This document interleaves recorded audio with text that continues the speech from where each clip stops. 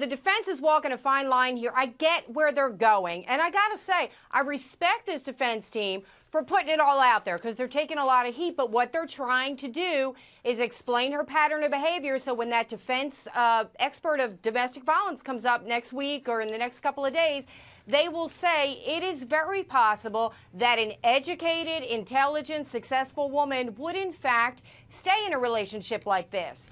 And they're taking their time. They're getting it all out there. It is graphic and it's hard to hear, but they're going to follow that with a DV expert who is going to explain it is possible. The only concern I have, and I see where the defense is going, is exactly what you hit on. She's not a complete innocent. She has lived with a man before. She has engaged in sex, possibly anal, once before with another boyfriend. So they need to be really careful about painting her too much of an innocent, or it's going to backfire with the jury and they're going to think they're being disingenuous. Lisa Bloom, legal analyst for Avo.com.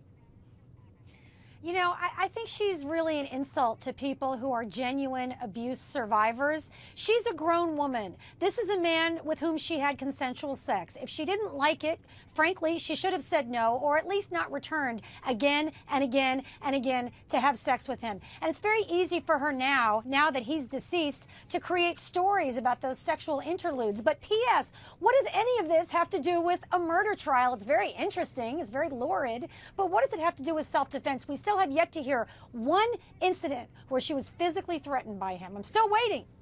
Eric Schwartzreich.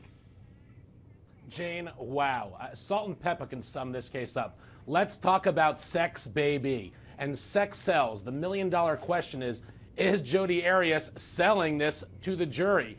I don't know the answer, but I know the questions. Is it anal sex? Is it oral sex? Apparently, according to her, even Mormons love sex. All this time, this trial has been going on. She's been on the stand 3 days, and not one talk about self-defense. I imagine, and it's unfortunate that a lot of women feel like prostitutes sometimes, but this is a self-defense case. Does the sex, do these relationships, does it add up? And is the defense team, and is Jodi selling this as, is this self-defense? We haven't had one mention, nothing about the self-defense. All of this talk about the abusive relationships, it's a tactic, and I wonder if all this talk about blowjobs, if that's blowing the case. Oh, all right. Blowing the case. Jordan Rose, your thoughts?